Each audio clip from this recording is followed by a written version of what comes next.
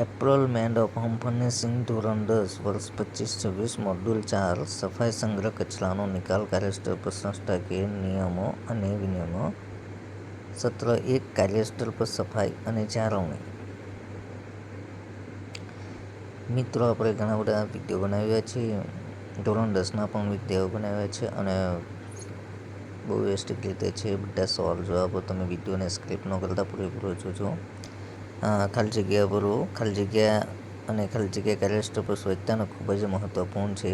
તો જવાબ સફાઈ અને જાળવણી. બી કચરો અને ડસ્ટબિન. સી મશીન અને કચરો અને ડી સફાઈ અને મશીન. તો જવાબમાં શું આવશે? સફાઈ અને જાળવણી.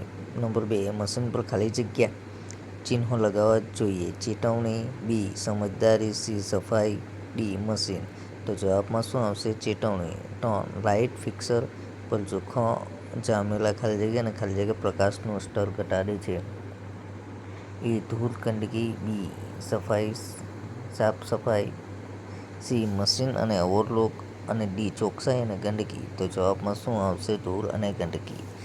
એ નંબર 4, દૈનિક ખાલી જગ્યા સારી ગુણવત્તાવાળી હાઉસકીપિંગ પ્રથાઓનો વધારો કરે છે. એ કચરો. બી સફાઈ. સી ચોકસાઈ અને ડી ગંદકી. જવાબમાં શું આવશે? કચરો. મિત્રો, ખાસ કરીને ખાલી જગ્યા ઓપ્શનમાં ખરાનું નિશાન કરેલું જ હોય છે. એ તમે જવાબમાં ખરો માની લેશો અને બરાબર છે. મિત્રો, બીજી વસ્તુ કે મારા વિડીયોને સબસ્ક્રાઈબ અને લાઇક કરવાનું ભૂલતા નહીં અને વિડીયો પૂરેપૂરો જોજો. બરાબર છે. હવે સવાલ 1, જાળવણીના સમયગાળા અને જાળવણીના પ્રકારો સમજાવો. જવાબ: પાણી જાળવણી. જાળવણી એ મશીનને તેની સામાન્ય કાર્યવાહી સ્થિતિ રાખવા નિયમિત પ્રક્રિયા છે, જેથી તે ભંગાણ અથવા તો આકસ્મિક નુકસાનને કારણે સમય ગુમાવી અને અપેક્ષિત કામગીરી ચાલુ રાખી શકે છે. બીજા શબ્દોમાં કહીએ તો જાળવણીનો અર્થ એ છે કે સાધનો ચાલુ સ્થિતિમાં રાખવા, જેથી તે મહત્તમ સમય માટે તેની સંપૂર્ણ ગણતરી કરેલ ક્ષમતા અને કાર્યક્ષમતા સાથે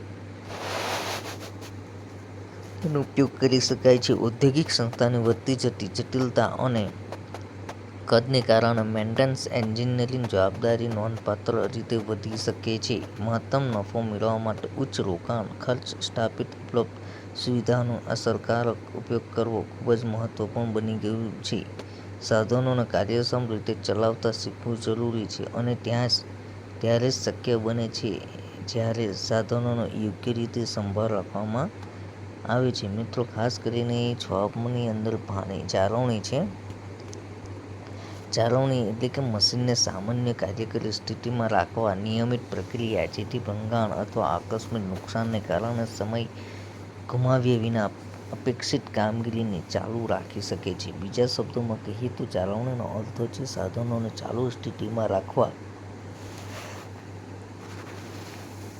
સાધનોને કઈ સ્થિતિમાં રાખવા? ચાલુ સ્થિતિમાં રાખવા અને સાવચેતી રાખવી કે સાધનો આપણને જે કામમાં આવે છે એ કામનો જ ઉપયોગ કરવો અને પછી એ કામને પાછું આપણે વ્યવસ્થિત મૂકી શકીએ છીએ. અને ખાસ કરીને ધ્યાનપૂર્વકને સંભાળીએ છીએ. ખાસ કરીને બાળકો પર બી કાળજી રાખવા પડે છે. આપણે ધ્યાન આપવું પડે છે. જો એ લોકો પર ધ્યાન નહીં આપીશું તો કેટલી વસ્તુને એ લોકો તોડી ફોડી નાખે છે. એટલા માટે ખાસ ધ્યાન આપવાનું અને હર વસ્તુને કાર્યશ્રમના સાથેનો ઉપયોગ કરી શકાય છે. ઔદ્યોગિક સંસ્થાની વધતી જતી જટિલતા અને કદને કારણે મેન્ટેનન્સ એન્જિનની જવાબદારી નોંધપાત્ર રીતે વધી ગઈ છે. મહત્તમ નફો મેળવવા માટે ઉચ્ચ રોકાણ ખર્ચ, સ્થાપિત ઉપલબ્ધ સુવિધાઓ અસરકારક છે. હવે મિત્રો, કોઈ ઘટનાની નિષ્ફળતા મોટા અકસ્માતને કારણે બની શકે. આથી જાળવણીના હેતુ સલામતીના પાસાઓની કાળજી લેવાનો પણ સમાવેશ થાય છે. જાળવણી એ સાધન સામગ્રીનું ઉત્પાદન અને સંચાલન દ્વારા ઉત્પાદન સાથે પણ છે. નિયમિત જાળવણી અને કાર્ય સાધનોનું પ્રદર્શન સ્તર વધારે છે, જેનાથી સંચાલન ખર્ચ ઓછો થાય છે. જાળવણીના કાર્યના 2 મુખ્ય પ્રકાર છે. 1, નિયમિત અને નિવારક જાળવણી. સામાન્ય રીતે આયોજન કરવામાં આવે છે. બધી સંસ્થાઓમાં નિયમિત અંતરાલ પર નિશ્ચિત જાળવણી પ્રક્રિયાઓ હોવી ખૂબ જ સામાન્ય છે. તેમાં સુનિશ્ચિત નિરીક્ષણો, રિપેરિંગ અને રિપ્લેસમેન્ટ સમાવેશ થાય છે, જેથી ખાતરી થાય છે કે બધું સચોટ અને સુગમ રીતે કાર્ય કરે છે. Number 2, background maintenance. સંસ્થામાં કોઈપણ સાધન સામગ્રી બ્રેકડાઉન અથવા તો ક્રેશ ડાઉનની જરૂરિયાત મુજબ જાળવણી કરવામાં આવે છે. જ્યારે બ્રેકડાઉન થાય ત્યારે ઉપચારાત્મક જાળવણી જરૂરી બને છે અને જેને ફરીથી કાર્યરત કરવા માટે તાત્કાલિક પગલાં લેવાની જરૂર હોય છે.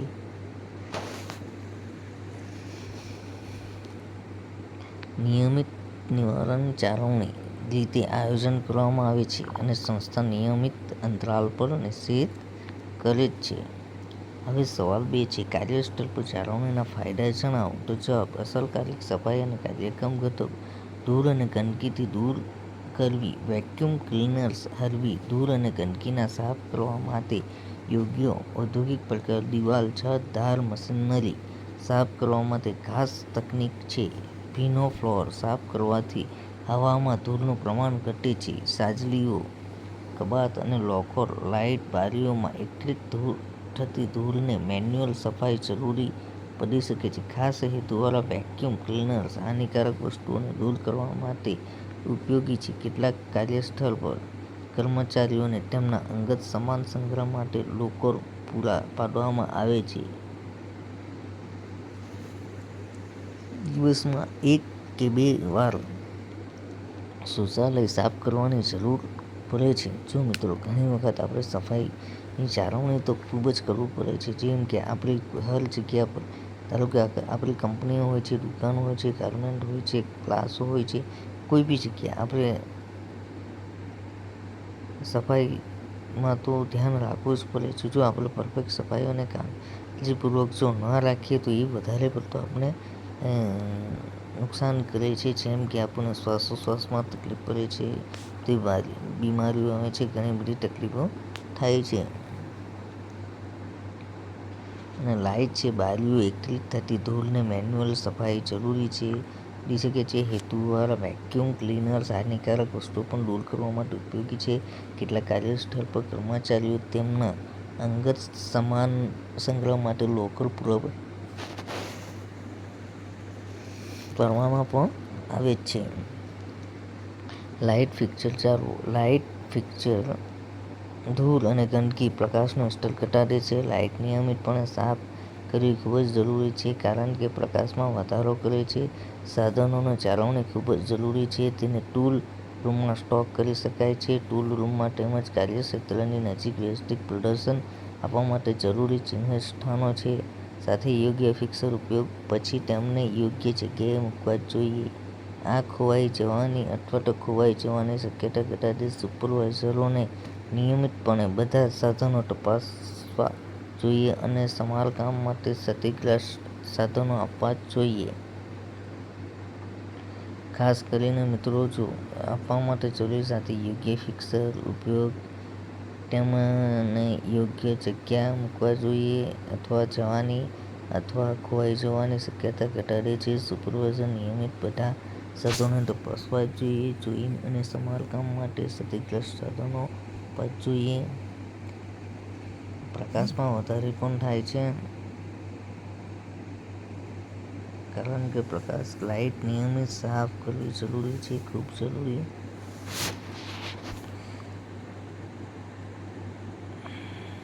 હવે સવાલ છે 3, કાર્યસ્થળ પર સ્વચ્છ વાતાવરણ ફાયદા સમજાવો. જવાબ: સ્વચ્છ અને પર્યાવરણના ફાયદા. સંસ્થામાં સારી સફાઈ કામદારો પર પ્રોત્સાહક પરિણામ આપે છે અને તે સંસ્થાકીય સારી છબી પણ બનાવે છે. સંસ્થામાં સ્વચ્છ વાતાવરણ રાખવાના કેટલાક ફાયદા નીચે મુજબ છે. સ્વચ્છ કર્મચારીઓ. ઓછા માંદા દિવસોમાં કાર્યસ્થળ પર સ્વચ્છ રાખીને કામદારો સ્વચ્છ રાખો અને આનાથી ઓછા માંદા પડશે અને વધુ ઉત્પાદકતા મળશે. સ્વચ્છતા જાળવવા માટે, ચેપનો ફેલાવો ઓછો કરવા માટે દરરોજ સપાટીને જંતુમુક્ત ફ્લોર ધોવા, કાર્પેટ વેક્યુમ કરવા, ટોયલેટને સેનિટાઇઝેશન કરવું આવશ્યક છે. સ્વચ્છતા સંતોષ લાવે છે. સ્વચ્છતા સકારાત્મક પ્રતિબિંબ કરે છે અને જ્યારે કોઈ કર્મચારી ડાઘરહિત અને લીંબુ જેવી તાજી ગંધવાળા વિસ્તારમાં જાય ત્યારે તે કાર્યસ્થળ પર સારી છબી બનાવે છે.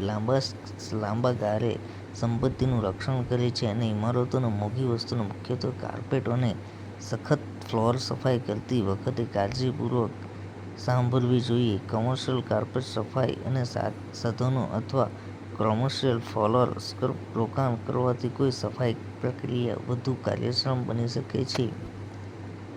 દાવા પર લાગેલી છબી સંસ્થાની સારી ઇચ્છાશક્તિ અને છબી તેના સ્વચ્છ ભૌતિક અને આંતરિક વાતાવરણ અને બધા માટે તે સુગંધ દેખાવ પર આધાર રાખે છે. મિત્રો, ખાસ